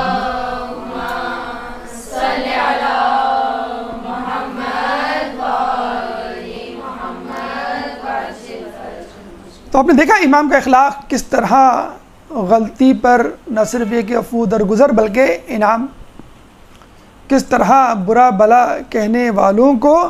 آپ نے ہمیں چھٹے امام کی ہم نے آپ کو حدیث بھی سنائی تھی, طالب علم کے لیے خصوصی طور پہ ہدایت ہے کہ اگر تم کو کوئی یہ کہے کہ تم اگر ایک سناؤ گے تو میں 10 سناؤں گا, تم اس کو کیا کہنا کہ اگر تم 10 سناؤ گے تو مجھ سے ایک بھی نہیں سنو گے. یہ ہے انداز زندگی کا. اور آپ نے نوٹ کیا ہوگا جس دن آپ کے ٹیسٹ ہوں, جس دن آپ کا امتحان ہو, ان دنوں میں آپ کسی سے لڑتے جھگڑتے نہیں ہیں, کنارہ کشی رکھتے ہیں, لوگوں سے بہت زیادہ اضافی گفتگو بھی نہیں کرتے ہیں. لڑائی جھگڑا دور کی بات, کیوں, جو دماغ میں ہے وہ پھسل جائے گا, دماغ میں جو ہے وہ نکل جائے گا, مجھے ٹینشن ہو جائے گی, ایسا ہوتا ہے نا. بس تقوی کا بھی یہی حال ہے. اگر آپ نے کسی سے لڑائی جھگڑا کیا, اضافی گفتگو کی, غیر ضروری گفتگو کی, اس میں گناہ ہوا, اس گناہ میں سمجھ لیجئے آپ کا تقوی پھسل کر آپ کی روح سے نکل جائے گا اور شیطان کی جھولی میں جا گرے گا. تو امام کی سیرت پہ عمل کیجئے, امام کے اخلاق پر عمل کیجئے, اور یہ دیکھیے کتنا آسان ہے دین پر عمل کرنا. عفو درگزر کرنا یا کسی کو معاف کرنا بہت آسان ہے, تھوڑی سی تکلیف برداشت کرنی پڑتی ہے. رسول اللہ نے جو ہے کڑوے کھیرے کھا لیے تھے, اور جب صاحب نے کہا آپ نے ہمیں آفر نہیں کی, اگر بھائی تم کو آفر کرتا تو تم کہتے کہ تو یہ کڑوے ہیں, جو لے کر آیا تھا اس کے دل کو ٹھیس پہنچتی. میں نہیں چاہتا تھا, پورے کھا لیے. اس لیے کھا لیے کہ کسی کو پتہ نہ چلے, اس کھیرے دینے والے کو پتہ نہ چلے. تو کبھی آپ پھل کی دکان پہ, سبزی کی دکان پہ جائیں تو جان بوجھ کے اگر کوئی وہ داغ والا سیب اور آم دے رہا ہے تو کبھی چپکے سے رکھ بھی لیا کرے. ہم تو فوراً اس کو نکال کے دوبارہ ترازو سے, یہ کیسا دیا تم نے, دیکھو یہ اپنی شکل کی طرح, اس میں تو داغ پڑا ہوا ہے. نہیں بخشتے, بالکل نہیں بخشتے اس کو, اس بیچارے کو. ہمارے ایک عالم دین تھے کہ وہ اکثر کیا کرتے تھے, ایک مومن تھا سبزی بیچنے والا, اس کی پالک سڑ گئی تھی. اکثر اس کی دکان پہ جاتے یا وہ سڑی ہوئی سبزی لے کر گھر آ جاتے. لوگ کہتے ہیں آپ کو معلوم ہے, ایک عام آدمی بھی بتا دے, بچہ بھی بتا دے سڑی ہوئی سبزی ہے. انہوں نے کہا کہ اگر میں یہ نہیں لے کے جاؤں گا تو کوئی بھی نہیں لے کے جائے گا, سبوں کو معلوم ہے سڑی ہوئی سبزی ہے, اور یہ بھی کوڑے میں ڈال دے گا تو اس کو نقصان ہو جائے گا. چلو اس بہانے میں یہ سبزی لے کر آ جاؤں, کھاؤں گا میں بھی نہیں, لیکن کم از کم اس کا دل رکھ لیا جائے گا, تھوڑا سا اس کو پیسے مل جائیں گے. تو تھوڑا نقصان کبھی خود بھی برداشت کر لیا, لیکن بہت زیادہ نقصان نہیں, لیکن کبھی تھوڑا نقصان, دوسروں کی غلطی یا آپ کو جو تکلیف پہنچ رہی ہے, یہی اصل ہے. دیکھیں ہم میں سے کتنے لوگ روزہ تو خیر رکھ رہے ہیں, لیکن کتنے لوگ ایسے ہیں جو اعتکاف نہیں کر پاتے ہوں گے, حالانکہ چاہتے ہیں کہ اعتکاف کریں لیکن اعتکاف نہیں کر پاتے. گھر والے کہتے ہیں کہ اعتکاف کرنا ہے تو کچن میں کرنا, وہیں بیٹھے رہنا اور وہیں پہ سارے کام. کسی تکلیف پر صبر کرنا, خلاف مزاج تکلیف پر صبر کرنا, 1 گھنٹہ صبر کرنا 9000 سال اعتکاف سے بہتر ہے. اب آپ دیکھیں کہ آپ کو بیٹھے بیٹھے 9000 سال کے اعتکاف کا ثواب مل رہا ہے، اور دن بھر جو لوگ کہتے ہیں ہماری سانسیں بڑی سخت ہیں، سانسیں ہماری بند ہو گئی ہیں اپنے گھروں میں، ان کے لیے بہترین وقت ہے، بہترین موقع ہے یہ اعتکاف کرنے کا، کہ آپ باتیں سن رہے ہیں، آپ جو ہیں جھڑکیں سن رہے ہیں، آپ جو ہیں وہ ڈانٹیں سن رہے ہیں اور صبر کر رہے ہیں، تو بس آپ کو بیٹھے بیٹھے اعتکاف کا ثواب مل گیا۔ الگ سے پردہ لگا کے ایک کونے میں جانے کی یا مسجد میں بیٹھنے کی، ہمارے یہاں تو مسجد میں ہے، تو لگانے کی کیا ضرورت؟ تو بہرحال یہ اخلاق امام حسین کا، اور اس سے ہمیں سبق ملتا ہے، ہمیں جو ہے کوشش کرنی چاہیے کہ جتنا ہو سکے ان کے اخلاق پہ عملی طور پہ عمل پیرا ہوں۔ اور اب ہم چلتے ہیں ہمارے چھٹے مرحلے کی طرف، وہ ہے شجاعت۔ ایک درود پڑھ دیں محمد والے محمد۔ اللہم صلی علی محمد۔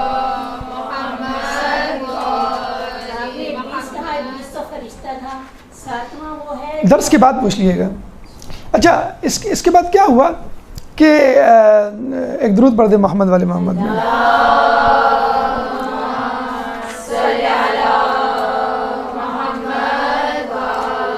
فرشتہ نہیں تھا، وہ جن تھا، وَكَانَ مِنَ الْجِنِّ، قرآن میں آیت موجود ہے، ابلیس جو ہے وہ جن تھا۔ حضرت علی کے حکم سے جو شیر تصویر سے باہر آ کر نکلا تھا اور اس نے آدمیوں کو آپ نے حکم دیا تھا کہ ان کو کھا جاؤ، تو وہ ہے، وہ شیر ہے ساتواں بغیر ماں باپ کے۔ بہرحال جو میں نے جہاں پڑھا ہے وہاں پہ شیطان کا یعنی ابلیس کا تذکرہ ہے، اور ابلیس جن تھا، فرشتہ نہیں تھا، جن تھا۔ وَكَانَ مِنَ الْجِنِّ قرآن میں موجود ہے یہ۔ ایک درود پڑھ دیں محمد والے محمد۔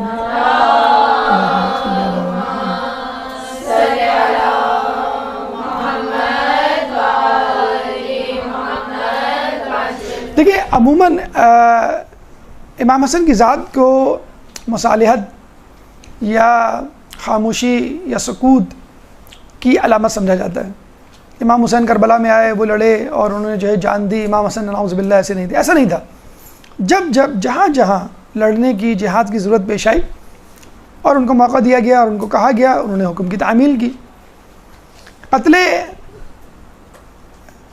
عثمان میں خلیفہ سویم کے قتل کے وقت جب لوگ آئے آپ کو قتل کرنے کے لیے اور آپ کے گھر کا محاصرہ کیا، تو 40 لوگ نے آپ کے گھر کا محاصرہ کیا اور کھانے پینے کی بندش کی۔ حسن و حسین کو امام علی نے باقاعدہ جو ذمہ داری سونپی تھی کہ تم پانی پہنچانا۔ اس کا طریقہ یہ ہوا کرتا تھا کہ پانی کس طرح پہنچایا جاتا تھا کہ کپڑا لیتے تھے، وہ کپڑے کو پانی میں بھگوتے تھے اور اس کپڑے کو محل کی دیوار سے دوسری طرف سے پھینک دیا کرتے تھے، اور پھر جو اندر افراد تھے ان کے اہل خانہ اس کپڑے کو لے لیتے تھے، اس کپڑے کو نچوڑ کر اپنی پیاس بجھاتے تھے۔ دیکھیے یہ وہ لوگ ہیں کہ جنہوں نے لوگوں کو پانی دے کر ان کی جانیں بچائیں، اور انہی لوگوں پر پانی بند کیا گیا۔ جنگ صفین میں مولا علی نے جب نہر پہ قبضہ کیا تھا تو اس وقت اپنی فوج کے سپاہیوں کو بھی اور دشمن کی فوج کے سپاہیوں کو بھی اجازت دی تھی کہ وہ پانی لے سکتے ہیں، لیکن جب دشمن کی فوج قبضہ کرتی تو مولا علی کی فوج کے سپاہیوں کو اجازت نہیں دیتی۔ تو اپنی جان پہ کھیل کر، حالانکہ ان کی جان جانے کا خدشہ تھا، خلیفہ سویم کو اور ان کے اہل خانہ کو پانی پہنچانے کا جو ہے ذمہ خود امام حسین نے لیا۔ جنگ جمل میں جناب عائشہ جب حضرت علی سے لڑنے کے لیے آئیں تو ان کو بصد و احترام میدان جنگ سے مدینہ پہنچانے کی ذمہ داری خود آپ کے ذمے مولا علی نے لگائی۔ پھر جنگ صفین میں کوفے میں جب شورش برپا ہوئی تو وہاں کے لوگوں کو کام ڈاؤن کرنے کے لیے اور ان کو سمجھانے کے لیے عمار یاسر امام حسن کا انتخاب کیا، اور یہ امام حسن علیہ السلام کی جوش خطابت تھی کہ جس کی وجہ سے 9,500 کا لشکر تیار ہوا، اور پھر وہ مولا علی سے آ کے ملا۔ اب آئیے شہادت کی طرف چلتے ہیں کہ جب حاکم شام نے یہ دیکھا کہ میری تمام تدبیریں جو ہے ناکارہ جا رہی ہیں اور دن بدن آپ کی مقبولیت میں اضافہ ہو رہا ہے، اور آپ کے والد کی شہادت کے باوجود آپ جو ہیں وہ لوگوں میں بطور امام، بطور خلیفہ مشہور ہو گئے، معروف ہو گئے، قبول کر لیے گئے، تو اس نے باقاعدہ ایک لشکر تیار کیا۔ مولا علی کی جب شہادت ہوئی تو آپ کو معلوم ہے کہ نماز کو مکمل امام حسن نے کیا، اور یقیناً وہ بہت کڑا وقت تھا، یعنی ٹھیک ہے جتنا بھی کڑا وقت تھا لیکن مولا علی کے زمانے تک مشکل کشا تو موجود تھا، کتنا بھی کڑا وقت تھا، مولا علی تو موجود تھے، لوگوں کے ڈھارے سے ایک آسرا تھا۔ مولا علی کے بعد آپ دیکھ سکتے ہیں کہ کتنی زیادہ مشکل لوگوں کو پیش آ رہی ہوگی، اب کیا ہوگا؟ اس مشکل وقت میں امام حسن نے وہ باغ ڈور سنبھالی، خوارج، پھر حاکم شام، پھر کمزور ایمان کے لوگ، ان تمام کو۔ تو پہلا جو خطبہ دیا، اس پہلے خطبے میں آپ نے امام علی کے فضائل بیان کی، اہل بیت کے فضائل بیان کیے، اپنا تعارف کروایا، اور اس کے بعد جب لوگوں نے یہ دیکھا کہ اصل حقیقت کیا ہے اور امام بننے کا حقدار کون ہے، تو 40,000 لوگوں نے اسی وقت آپ کی بیعت کی اور آپ کو خلیفہ تسلیم کیا۔ اور جب یہ آپ اندازہ لگا سکتے ہیں کہ جب یہ خبر وہاں پہنچی ہوگی شام، حاکم شام کے وقت کے پاس، تو وہ اس کے اوپر ایک بام شیل گرا ہوگا کہ 40,000 لوگ ایک دم سے آپ کی خلافت کی بیعت کے لیے تیار ہو گئے۔ اس نے 60,000 کا لشکر تیار کیا۔ 40,000 لوگوں کی بیعت کا مطلب ہے بچے، بوڑھے، ضعیف، بچے، بوڑھے، عورتیں اور جوان۔ تو ظاہر سی بات ہے 40 کے 40 لڑنے کے قابل تو نہیں تھے۔ امام حسن نے 12,000 افراد کو اس میں سے منتخب کیا اور لڑنے کے لیے روانہ کیا۔ حاکم شام 60,000 کا لشکر اور امام حسین کا 12,000 کا لشکر، 12 پنجے 60، 5 گنا زیادہ بڑا لشکر تھا حاکم شام کا۔ لیکن اس کے باوجود ایک پریشانی، ایک خوف کہ ہم کو شکست نہ ہو جائے، اس نے ایک افواہ پھیلا دی کہ امام حسن علیہ السلام نے مجھ سے صلح کر لی ہے۔ جب یہ افواہ پھیلی تو لوگوں میں بھگدڑ مچ گئی، پھوٹ پڑ گئی۔ بالکل ایسا ہی ہوا جیسے جنگ صفین میں ہوا تھا۔ جنگ صفین میں جب قرآن کو نیزوں پر رکھ کر بلند کیا گیا تو پھوٹ پڑ گئی۔ کچھ لوگوں نے کہا کہ بھئی قبول کر لیں حکم قرآن کا، کچھ لوگوں نے نہیں قبول کرے۔ جن لوگوں نے مولا علی کی مخالفت کی ان کو پھر خوارج کی فہرست میں جانا پڑا۔ اب یہی صورتحال یہاں پر بھی ہو گئی۔ کچھ لوگوں نے کہا بھئی قبول کر لیں، کس نے کہا صلح کر لیں، کس نے کہا نہیں کریں، اور جنہوں نے کہا کہ بھئی قبول کر لیں ان لوگوں نے بھی الزام لگائے، حالانکہ ایسا کچھ بھی نہیں ہوا تھا۔ یہاں تک یہ ہو گیا تھا کہ خیموں میں جب لوگ اٹھتے سو کر تو ایک اشرفی کی تھیلی لٹکی ہوتی تھی اور ہر کسی کو اس کے منصب اور شخصیت کے اعتبار سے رشوت دی جاتی تھی۔ آہستہ آہستہ لوگ کٹتے چلے گئے، پھر لوگوں کو دھمکیاں بھی دی گئیں کہ بھی جو قبول نہیں کرے گا اس کے ساتھ یہ حشر کیا جائے گا۔ آپ اس کا اندازہ لگا سکتے ہیں کہ نعوذ باللہ امام حسن علیہ السلام پہ رقیق الزامات اور جملے کسے گئے، مضل المومنین کہہ کے ان کو مشہور کیا گیا اور مسلح تک ان کے قدموں سے چھین لیا گیا۔ اور جب وہ مدائن گئے تو مدائن پر حملہ بھی کیا گیا۔ آپ نے دیکھا ہوگا، پڑھا بھی ہوگا میرے مختار میں، کس طرح ان کے چچا نے ان کو پناہ دی اور ان کا علاج معالجہ کروایا۔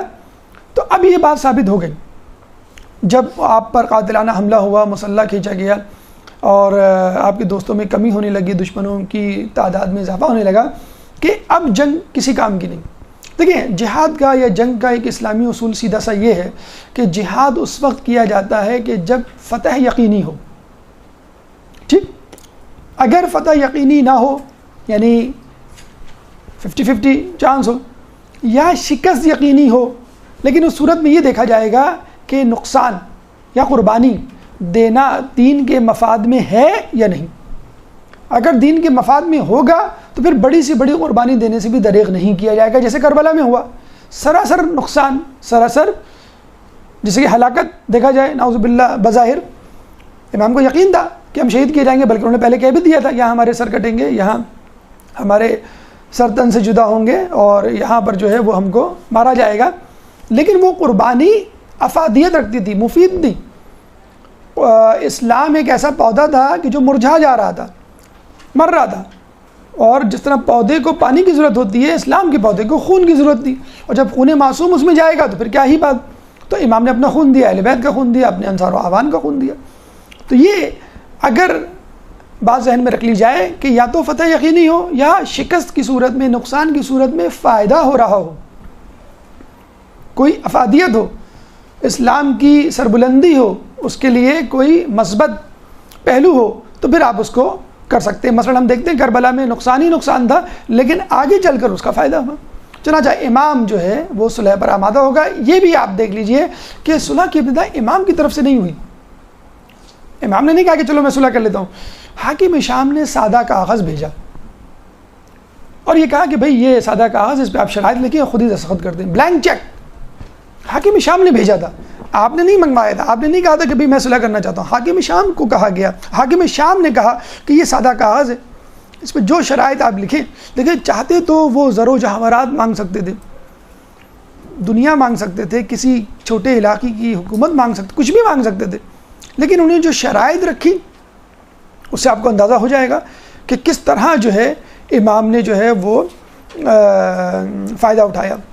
خیر بہرحال جب حاکم شام نے یہ دیکھا کہ اس سے ہمارا کام نہیں بن رہا تو اس نے آپ کے قتل کا منصوبہ بنایا، اور اس کے لیے آپ کی بیوی جودہ بن اشعث بن کندی، اشعث بن کندی کا نام سنا ہوگا، جس کے بارے میں کہا جاتا ہے کہ بغض معاویہ میں علی کے ساتھ آ کے ملا تھا. جودہ بن اشعث کو منتخب کیا اور یہ لالچ دیا کہ میں تمہیں 1,00,000 درہم دوں گا اور اپنی بیٹے کی شادی تم سے کرواؤں گا. اور جب اس بیچاری اس لیے کہیں گے کہ جب اس نے زہر دے کر وہاں کا رخ کیا تو کہا گیا کہ جب تم نے اپنے شوہر سے وفا نہیں کی تو تم میرے بیٹے سے کیا وفا کرو گی، اور لاش کو اس کی قتل کروا کر دریا میں ڈال دیا گیا. نہ خدا ملا، نہ نبی صلی اللہ علیہ وسلم، نہ ادھر کے رہے، اور اہل بیت کے مارنے والوں کو، تکلیف دینے والوں کو، قتل کرنے والوں کو کچھ بھی نہیں ملا. کربلا کے قاتلین کے بارے میں بھی آپ نے پڑھا کہ کتنا ودن منتھس ودن ایئرز ان کو موت آئی. جودہ بن اشعث نے، اچھا یہاں بھی ایک بات مد نظر رہے کہ فقط یہ پہلی مرتبہ نہیں تھا جودہ بن اشعث نے زہر دیا، اس سے پہلے بھی امام کو زہر دے کے ہلاک کرنے کی، شہید کرنے کی کوشش کی گئی.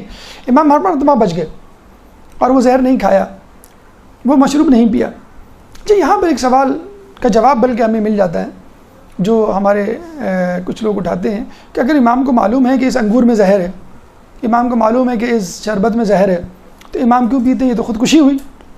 تو آپ دیکھیے امام حسن علیہ السلام نے اس سے پہلے جو کوششیں ہوئیں ہلاک کرنے کی، اس میں سے صاف بچ کے نکل گئے.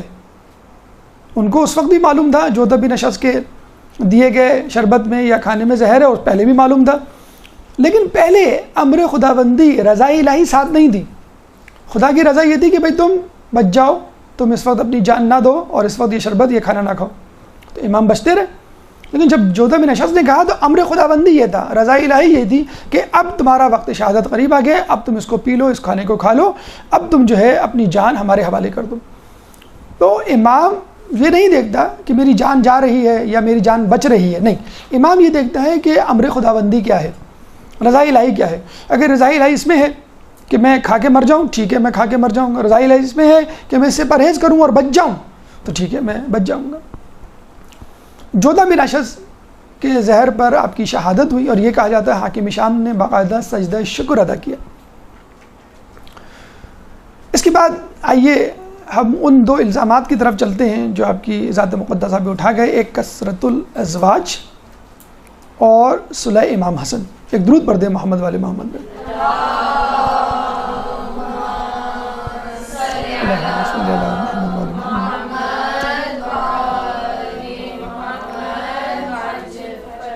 کثرت الازواج، آپ پہ الزام لگایا گیا کہ آپ شادیاں بہت کرتے تھے اور طلاقیں بہت دیا کرتے تھے.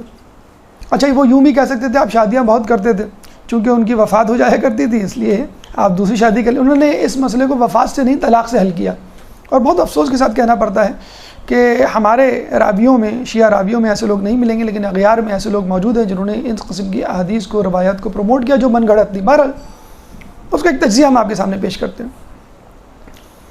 ابن الحدید نے عبداللہ مدائنی سے روایت کرتے ہوئے آپ کی 70 بیویاں لکھی ہیں اپنی کتاب میں، عدد جو ہے 70 کا. پھر کتاب نور الابصار میں علامہ شبلنجی نے آپ کی 90 بیویاں لکھی ہیں. کتاب قوت القلوب میں آپ کی 300 بیویاں درج ہیں، یعنی عدد جو ہے وہ 300 کا درج ہے.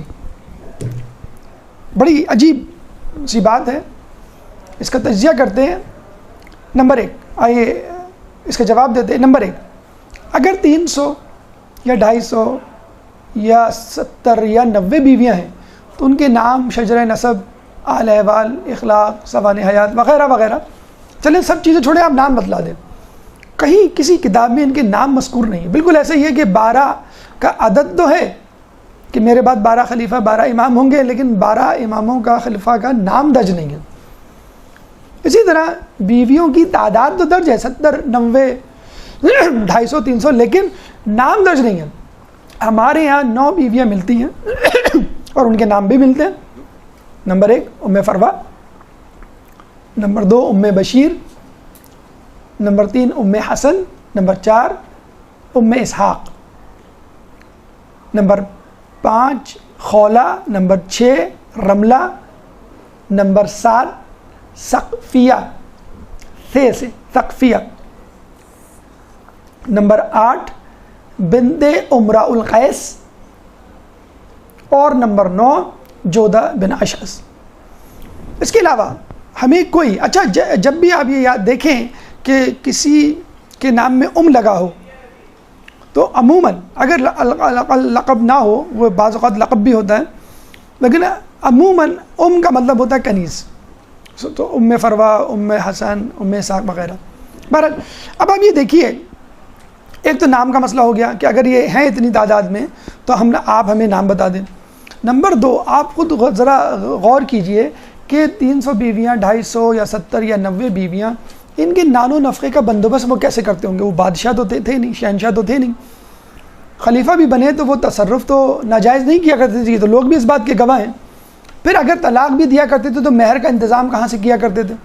مہر ایک بہت بڑی رقم ہوتی ہے، آج کل کے دور میں بھی جب انسان طلاق دیتا ہے تو مہر کو ذہن میں رکھتا ہے، اور کوشش یہی کی جاتی ہے کہ مہر زیادہ سے زیادہ رکھا جائے تاکہ ہماری بچی کی سیکیورٹی ہو وغیرہ، لیکن اسلام میں بہرحال زیادہ مہر کو پسند نہیں کیا گیا۔ تو یہ تمام پھر بچے بھی اسی حساب سے ہوں۔ پشاور میں ایک آدمی کی 4 بیویاں 35 بچے، تو پھر اس حساب سے امام کی اولادیں بھی ہوں، تو ہمیں اس طرح کے اہل خانہ ان کا خرچہ ہمیں نہیں ملتا۔ تیسرا جواب آپ سنیے کہ امام کو کیا اتنا وقت ملا کہ وہ اتنی شادیاں کرتے ہیں؟ 15 سال آپ بلوغت کے نکال لیں، 35 ہجری تک، جب تک مولا علی خلافت پر نہیں متمکن ہوئے تھے، اس وقت حالات خراب تھے۔ مولا علی کی 25 سال کی تنہائی کی زندگی میں لوگ مولا علی کو سلام کا جواب نہیں دیتے تھے، لڑکی کیا دیتے ہوں گے؟ لڑکی کیسے دیں گے آپ کے گھر میں؟ 35 ہجری میں مولا علی منبر پہ بیٹھے، خلافت پہ بیٹھے، اور امام حسن کی شہادت کب ہوئی؟ 50 ہجری۔ تو امام حسن کو 15 سال ملے فقط۔ اس 15 سال میں کم سے کم تعداد 70 کی ہم لے لیں تو ہر 2 مہینے بعد ایک شادی۔ کراچی اور برصغیر کے ماحول میں تو اگر تمام رسومات ادا کی جائے تو پورا مہینہ 2 مہینے جو ہے وہ شادی میں گزر جائے۔ اگر 300 کا عدد ہم سامنے رکھیں تو 1 مہینے میں 2 شادی۔ یہ بھی عجیب محیر العقول ہے، یعنی عقل سے دور ہے بات۔ ایک تو نام درج نہیں ہے، یہ ایک جھوٹ، اور دوسرا یہ کہ اتنی کم مدت میں 15 سال کی مدت میں 70 کم از کم یا زیادہ 300 شادیاں بالکل ناممکن ہے، ناممکنات میں سے ہیں۔ اور اس کے بعد نان و نفقہ ہم نے کہا کہ یہ بھی ناممکن۔ دوسری آخری اہم بات جو علماء نے بہت اچھی بیان کی ہے کہ آپ پہ یہ الزام لگایا گیا، اس کا مطلب ہے کہ واقعی آپ صاحب کردار تھے۔ ایک بڑی عجیب روایت مشہور ہے لوگوں میں، ہمارے یہاں نہیں، کہ مولا علی نے ایک دفعہ خطبہ دیا اور یہ کہا کہ لوگوں، میرے بیٹے حسن کو بیٹیاں مت دینا، یہ طلاقیں بہت دیتے ہیں۔ لوگوں میں مشہور ہے یہ طلاقیں۔ لوگوں نے کھڑے ہو کے کیا کہا؟ ہم تو دیں گے، ہم تو اپنی بیٹیوں کی شادی ان سے کریں گے۔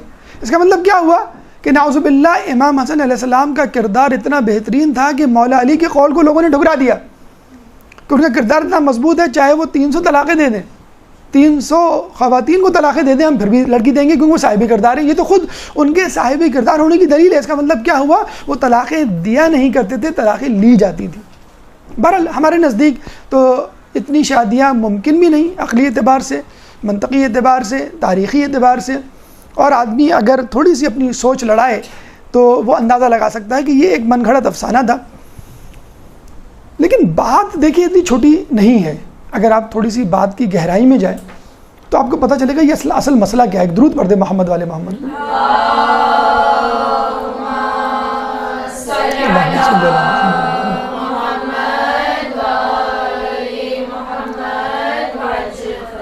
ہم سو رہے ہیں لیکن ہمارے دشمن نہیں سو رہے، ہمارا دشمن تو جاگ رہا ہے نا، وہ تو کوشش کرتا رہتا ہے کہ مسلمانوں کی کسی بھی بات کو پکڑا جائے، ویک پوائنٹ کو، اور اس کو چھالا جائے۔ اب غور سے سنیے گا کہ یہ اتنی سی بات نہیں، بہت بڑی بات ہے۔ مباہلے میں عیسائیوں کو شکست ہوئی، اس کا بدلہ لینا تھا۔ اب جسے کہتے ہیں نا کہ جس طرح امتحان میں بچہ فیل ہو کے آتا ہے، بعد میں یاد آتا تھا، ہاں یاد آتا کہ ہاں پہلے تو کہتا میں نے بڑا اچھا پیپر کیا، پھر یاد آتا ہاں یہ بھی غلط تھا، یہ بھی غلط تھا، میرے خیال میں نے غلط کیا ہوگا۔ تو پھر عیسائیوں کو یاد آنے لگا کہ ہمارے پولیٹک پوائنٹس کیا تھے، مسلمانوں کے ویک پوائنٹس کیا ہیں، کہاں سے ہم حملہ کر سکتے ہیں، کن کن باتوں پر۔ انہوں نے پہلے رسول اللہ کی شخصیت کو نشانہ بنایا کہ وہ شہوت پرست تھے، ان کی اتنی بیویاں تھیں۔ پھر امام حسن علیہ السلام کو نشانہ بنایا۔ مقصد کیا ہے ان کا؟ مقصد یہ ہے کہ اگر انسان تقوی کی معراج پر پہنچنا چاہتا ہے تو شادی نہ کرے، تجرد کی زندگی گزارے۔ اور یہی عقیدہ ہمارے ہاں کچھ مسلمانوں میں مشہور ہو گیا، جن کو ہم صوفیہ کہتے ہیں۔ حالانکہ رسول اللہ نے اس پہ سخت برہمی کا اظہار کیا تھا۔ جب 3 لوگوں نے آگے کہا تھا، ایک نے کہا تھا کہ میں زندگی پر شادی نہیں کروں گا، ایک نے کہا تھا میں گوشت نہیں کھاؤں گا، اور ایک نے کہا تھا جو ہے میں یہاں نہیں رہوں گا، مطلب کہیں چلا جاؤں گا۔ یعنی بہرحال جو مفہوم حدیث یہ ہے کہ تجرد کی زندگی، تو رسول اللہ نے کہا تھا کہ یہ غلط ہے، یہ میری سنت نہیں ہے، اور جو میری سنت سے روگردانی کرے گا وہ مجھ میں سے نہیں ہے۔ عیسائی یہ کہنا چاہتے ہیں کہ اگر آپ کو تقوی کی معراج پر پہنچنا ہے تو آپ کو شادی نہیں کرنی، جس طرح بی بی مریم نے نہیں کی، خواتین کے لیے مثال، اور مردوں کے لیے مثال حضرت عیسیٰ علیہ السلام کی، انہوں نے بھی شادی نہیں کی اتفاقاً۔ بہرحال یہ مسلط خداوندی تھی، 33 سال میں ان کا انتقال ہو گیا تھا، اور یہ کہا جاتا ہے کہ ان کی شادی وہاں بڑی دھوم دھام سے ہوگی، 500 سال تک ان کا ولیمہ ہوگا۔ اور جن لڑکیوں کی شادی نہیں ہوئی ان کے بارے میں کہا جاتا ہے جنت میں بی بی مریم جیسا مرتبہ ان کو دیا جائے گا۔ تو مومن تو ایسا ہوتا ہے کہ اگر اس کو نعمت ملے تو وہ شکر کرے اور ثواب کمائے، اور اگر اس کو کوئی نقصان پہنچے تو صبر کرے تو بھی ثواب پہنچائے۔ رسول نے کہا کہ اس جیسی نعمت خدا کی کسی مخلوق کو نہیں حاصل ہے، اگر تکلیف ہوگی تو بھی فائدہ اور تکلیف نہیں بھی ہوگی تو بھی فائدہ۔ اچھا، عیسائیوں نے کیا کہا کہ شادی نہ کرنا تقوی کی دلیل ہے، اور آپ دیکھ لیجئے اب وہاں کے معاشرے کا کیا انجام ہو رہا ہے۔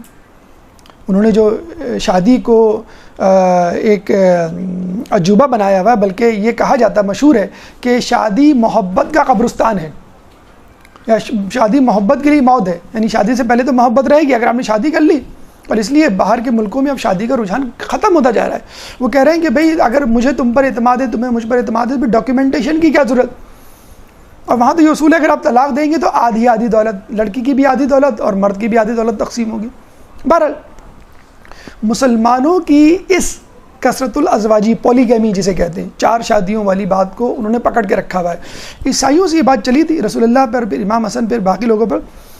اس وقت جو مسلمان امیگریشن کے لیے جاتے ہیں یورپی ممالک میں، خصوصی طور پہ عرب ممالک سے، ان کی 1 سے زیادہ بیویاں ہوتی ہیں۔ برصغیر پاک و ہند کے مرد تو بیچارے مظلوم ہیں، لیکن وہاں بھی اکثر کی 1 سے زیادہ شادیاں ہوتی ہیں۔ تو انہوں نے باقاعدہ اس پہ پابندی لگائی ہے کہ آپ اس کو نہیں تسلیم کریں گے اور 1 سے زیادہ شادی نہیں کریں گے۔ ٹھیک، پھر اگر آپ نے بے راہ روی، عورتوں کی بے حجابی پہ کوئی تنقید یا کوئی ایسا رد عمل کا اظہار کیا، آپ کو نکال دیا جائے گا۔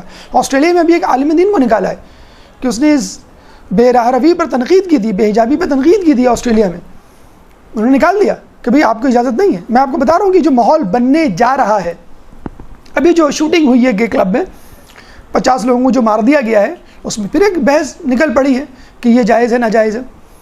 اچھا اس کو چھوڑیں آپ، یہ تو سب غیر مسلم ہے نا، آپ کے امیگریشن والے، یورپ والے۔ انڈیا میں ابھی پچھلے ہفتے کی خبر ہے کہ 50,000 مسلمانوں نے باقاعدہ دستخط کیے ہیں ان اسلامی احکامات کے خلاف کہ ان کو ختم کیا جائے، جس میں ایک 4 شادیوں والا بھی ہے۔ اب اس سے بحث نہیں ہے کہ 4 شادیوں کا مطلب یہ نہیں کہ واجب ہے ہر کسی پہ، جائز ہونا ایک الگ بات ہے، واجب ہونے ایک الگ بات ہے۔ رسول اللہ جب تک بی بی خدیجہ زندہ رہی دوسری شادی نہیں کی، مولا علی جب تک بی بی سیدہ زندہ رہی دوسری شادی نہیں کی۔ تو اگر بیوی واقعی آپ کی ذہنی مطابقت کے حساب سے ہو تو پھر دوسری شادی کی ضرورت ہی نہیں رہتی، پھر وہ ایک اختصاص ہے، ایکسیپشنز ہے۔ افسوس کے ساتھ کہنا پڑتا ہے کہ انڈیا کے مسلمانوں نے 50,000 دستخطوں کے ساتھ ایک یادداشت حکومت انڈیا کو پیش کی ہے کہ یہ اسلامی ممالک وہ ہیں، ہمیں نہیں چاہیے اسلامی احکامات۔ اس وقت پاکستان میں جو سینٹ پہ بل پاس ہونے کی بحث ہو رہی ہے کہ ٹی وی پہ ٹاک شوز بھی آ رہے ہیں، ٹھیک ہے کاروکاری غلط ہے، ٹھیک ہے عزت کے نام پر قتل غلط ہے، جو لاہور میں ایک لڑکی کو زندہ جلا دیا گیا، اس کے بعد 4 پہ در پہ قتل ہوئی، سب غلط ہے، بالکل غلط ہے۔ پسند کی شادی کی اسلام اجازت دیتا ہے، لڑکی کو بھی دیتا ہے اور لڑکے کو بھی دیتا ہے۔ حضرت خدیجہ کی شادی پسند کی شادی تھی، ان کو رسول اللہ پسند آ گیا، انہوں نے پروپوزل دیا اور کیا، لیکن پسند کرنا، کرتے رہنا، عشق و معاشقے میں مبتلا رہنا، یہ حرام ہے. کسی نامحرم کے دل میں نامحرم لڑکی کا خیال آنا اور لڑکی کے لیے کسی نامحرم لڑکے کا خیال آنا ہی حرام ہے. ہمارے تو خیال لانا بھی حرام ہے، بلکہ چاہے جائے کہ عشق و معاشقہ، پسند ناپسند کی شادی کی بات نہیں ہو رہی، بات ہو رہی ہے عشق و معاشقے کی. مغرب کا معاشرہ یہ چاہتا ہے شادیوں پہ پابندی لگائی جائے. ابھی تو 4 شادی کی پابندی کی بات ہو رہی ہے، پھر آپ دیکھیے گا ایک شادی میں بھی پابندی کی بات ہوگی. باقاعدہ یہ برٹن رزل نے رشیا میں یہ کانسیپٹ فلوٹ کر دیا تھا کہ آپ جو ہے بغیر شادی کے رہیں، اور اگر آپ شادی کے بعد بھی رہتے ہیں تو آپ کے لیے اجازت ہے، جس طرح آپ کے بہت سارے دوست ہوتے ہیں، آپ کے بہت سارے جو ہیں وہ فرینڈس ہوں اپوزٹ سیکس کے، بس ٹھیک ہے یہ میری بوائے فرینڈ یا میری گرل فرینڈ، اور آپ ان کے ساتھ گھومے پھریں. تو یہ باقاعدہ پاکستانی معاشرے میں یہ پروموٹ کیا جا رہا ہے. شادی کو آپ دیکھیے ہمارے ٹی وی ڈراموں میں، فلموں کی تو بہت دور کی بات، شادی کے بندھن میں بندھے ہوئے میاں بیوی کو آکورڈ پوزیشن میں دکھایا جاتا ہے، لڑتے جھگڑتے ہوئے دکھایا جاتا ہے، لیکن ان کو، بیوی کو مثلا دکاندار سے یا رشتہ داروں سے، اپنے کزن سے ہنستے ہوئے بولتے ہوئے دکھا. اس طرح مرد کے لیے بھی یہی ہے کہ وہ دفتر میں اپنی فیمیل کولیگ سے بہت اچھی طرح بات کرے گا، بیوی سے نہیں بات کرے گا. تو شادی کے انسٹیٹیوٹ کو توڑا جا رہا ہے. تو ابتدا وہ کہاں سے کریں گے؟ یہ تو نہیں کہیں گے کہ بھائی شادی نہ کرو، وہ 4 شادیوں پہ پہلے پابندی لگائیں گے، پسند کی شادی کو پروموٹ کریں گے، پھر اس کے بعد کہیں گے بھائی شادی کا بندھن ہی غیر ضروری ہے اور فضول ہے، اس کی ضرورت ہی کیا ہے، آپ ویسی زندگی گزاریں. تو یہ وہ بہرا روی ہے جس کی طرف وہ لے کے جا رہے ہیں. پہلے وہ الزام لگائیں گے رسول اللہ پر، امام حسن اور دوسری شخصیات پر، اور پھر اسلام کے جو قوانین ہیں ان پر. میں آپ کو مثال دیتا ہوں اور گزارش بھی ہے ان لوگوں سے جو جب رسول اللہ پہ الزام لگاتے ہیں، امام حسن علیہ السلام پہ الزام لگاتے ہیں، تو وہ سوچا کریں ہم کیا کر رہے ہیں. سلمان رشدی نے جو فلم بنائی تھی، کتاب لکھی تھی سیٹینک ورسز، شیطانی آیات، تو اس نے صاف یہ کہا کہ میں نے یہ تمام ریفرنسز مسلمانوں کی کتابوں سے لیے. جتنا بھی اس نے تصحیح کی تھی رسول اللہ کی، تو وہ غلطی اس میں ہماری تھی. ہماری کتابوں میں ایسی روایت کیوں شامل ہے؟ اس وقت جو انوسنس آف مسلم بنی تھی، جس پہ یوٹیوب بند ہوا تھا، اب دوبارہ یوٹیوب کھل گیا، جو انوسنس آف مسلم میں وہی جسے کہتے ہیں کہ غلطی جو مسلمان مورخین سے ہوئی ہے رسول اللہ سے متعلق، کہ ان کی شان میں اس طرح کی روایتیں شامل کر دینا کہ ان کو خدا نخواستہ دنیا پرست ثابت کیا جائے، وہ روایتیں آپ نے کتابوں میں شامل کی ہیں. اگر ضعیف بھی ان کو فوراً ہٹا دینا چاہیے. نہیں، ہماری کتابوں میں الحمدللہ سیٹینک ورسز، شیطانی آیات جو کتاب لکھی گئی تھی، اس میں ایک حوالہ شیعہ کتاب کا شامل نہیں تھا. ایک درود پڑھ دے محمد والے محمد. اللہم صلی اللہ علیہ وسلم.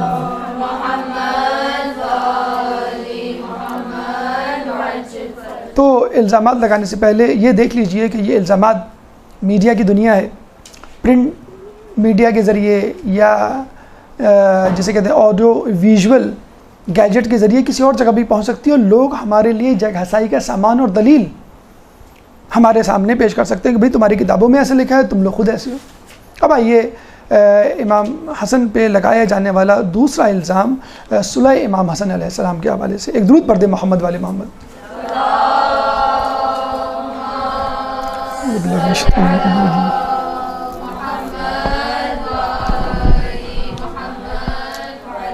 ہماری گفتگو کا نواں مرحلہ کہ جس میں صلح امام حسن علیہ السلام کے حوالے سے گفتگو ہوگی. آپ پہ یہ ایک الزام تھا کہ آپ نے امام حسین علیہ السلام کی طرح یا مولا علی کی طرح یا رسول اللہ کی طرح جنگ کی بات نہیں کی، جنگ نہیں کی، جہاد نہیں کیا، جان نہیں دی، قربانی نہیں دی، صلح پر اکتفا کیا. جیسے ہم نے آپ کو بتایا کہ 40,000 کی بیعت ہوئی، 12,000 کا لشکر تیار ہوا، 60,000 کا لشکر امیر شام نے تیار کیا، اور پھر جب اس نے دیکھا کہ شاید مجھ کو شکست ہو سکتی ہے تو صلح کی افواہ اڑائی گئی. امام حسین نے جو ہے وہ سادہ کاغذ جب انہوں نے ریسیو کیا، ان کو ملا، تو لوگوں سے پوچھ کے مشاورت کر کے صلح پر آمادگی کا اظہار کیا. اگر امام اس وقت جان دے دیتے یا لوگ جان دے دیتے تو شاید اسلام کو اتنا فائدہ، بلکہ یقیناً اسلام کو فائدہ نہ ہوتا، اور فتح تو بہرحال یقینی تھی ہی نہیں. فقط یہ تاریخی پس منظر، پھر مسلح کا کھینچا جانا، مدائن میں قاتلان حملہ کافی ہے اس بات کو ثابت کرنے کے لیے کہ حالات سازگار نہیں تھے. اگر یہ تاریخی پس منظر کافی نہیں ہے آپ کے لیے، ان لوگوں کے لیے جو صلح امام حسن سے متفق نہیں ہیں، تو کم از کم اس کے جو فوائد ہیں ان پہ نظر ڈال لیں کہ اس سے جو ہمیں فائدہ ہوا. مثلا سب سے بڑا فائدہ تحفظ اسلام. کیسے؟ باقاعدہ صلح کی ایک شق تھی کہ قرآن اور سنت پر عمل کیا جائے گا. باؤنڈ کیا گیا حاکم وقت کو کہ اسلام کا تحفظ اولین ترجیح. نمبر 2 تحفظ اہل بیت. سب و شتم 80 سال تک 40,000 مساجد پر علی اور اہل بیت پر سب و شتم کیا جاتا تھا، وہ بند کروایا گیا. اہل بیت کی عزت و ناموس کو محفوظ کیا گیا. تحفظ شیعان علی. باقاعدہ کہا گیا کہ شیعان علی کو خصوصی طور پہ تحفظ دیا جائے گا کیونکہ وہی ان کی آنکھوں کا کانٹا تھے. تحفظ مسلمان اہل عراق کو عمومی طور پہ امن و امان دیا جائے گا. اور معاشی استحکام. پابند کیا گیا حاکم شام کو کہ آپ ہر سال 1,00,000 درہم سالانہ، یعنی ہر سال، اور کوفے کا بیت المال امام حسن کے علیہ السلام کے پاس رہے گا. تو دیکھا جائے اسلام کو تو فائدہ ہوا، خود مسلمانوں کو بھی فائدہ ہوا، معاشی استحکام آیا. وہ ایک الگ بات کہ کسی ایک شرط پر بھی عمل نہیں ہوا جو کہ آپ کی شہادت پر متنج ہوئی اور بعد میں اہل بیت پر مزید مظالم ڈھائے گئے. یہ قلیل المدت فوائد تھے. کچھ فوائد طویل المدت بھی تھے جو آج تک ہم دیکھ رہے ہیں. مثلا چور کو چوکیدار بنا دیا گیا. محلے میں آپ کو اپنے مال کی چوری کا خدشہ ہو کسی شخص سے تو آپ اپنا مال اسی کے پاس رکھوا دیں، وہ محفوظ رہے گا. تو دین کے پرخچے اڑانے والوں کو دین کی چوکیداری سونپ دی گئی. اس کے بعد اعتراف جرم کروایا گیا. یعنی جب یہ شک شامل کی گئی کہ قرآن و سنت پر عمل کیا جائے گا تو اس کا مطلب کیا ہوا؟ اب تک قرآن و سنت پہ عمل نہیں ہو رہا تھا اور قرآن و سنت پر اب عمل ہوگا. تو یہ وہ طویل المدت فوائد تھے جو امام حسن علیہ السلام نے اپنی صلح کے حوالے سے سمیٹے، اور قلیل المدت یعنی فوری طور پہ لوگوں کو ریلیف بہرحال ملا. کہنے کا مقصد یہ ہے کہ انبیاء کو بھیجنے کا مقصد، ائمہ کو بھیجنے کا مقصد، اولیاء اللہ، مجتہدین، علماء کو اس بات کی تاکید کہ دین کو پھیلاؤ، سب کا ایک ہی مقصد ہے، تحفظ دین، بقائے اسلام. اگر بقائے اسلام حکومت دینے میں ہوتی ہے تو حکومت دے دی جائے جیسے مولا علی نے دے دی. اگر بقائے اسلام حکومت لینے میں ہے تو حکومت لے لی جائے جیسے مولا علی نے خلافت لی. اگر بقائے اسلام جان لینے میں ہے تو بدر و احد کی طرح جان لے لی جائے کفار کی. اگر بقائے اسلام جان دینے میں ہے تو کوفے کی مسجد میں سجدے میں جان دے دی جائے جیسے مولا علی نے کیا. اگر جان لینے اور دینے دونوں میں ہے جیسے کربلا میں ہوا، وَيَقْتُلُونَ وَيُقْتَلُونَ، یعنی قتل کرتے ہیں اور قتل ہوتے ہیں اللہ کی طرح میں، تو یہ بھی کر لیا جائے. اصل مقصد، اصل ہدف اسلام کی بقا ہونا چاہیے. یہ امام حسن علیہ السلام کی سیرت طیبہ آپ کے سامنے پیش کی گئی جس میں ان کے بچپن کے حالات، علمی کمالات، اخلاق حسنہ، ان پہ لگائے گئے الزامات کے حوالے سے کچھ توضیحات اور وضاحتیں آپ کے سامنے رکھی گئیں. اللہ تعالیٰ سے دعا ہے کہ ہمیں امام حسن علیہ السلام کی سیرت پر چلنے کی توفیق عطا فرما، قیامت میں ان کی شفاعت سے بہرہ مند فرما، اور جنت میں ہمیں ان کا پڑوس نصیب فرما. امام کے ظہور میں تعجیل فرما اور ہمیں ان کے انصار و اعوان میں شامل فرما. وآخر دعوانا ان الحمد للہ رب العالمین. يا مولا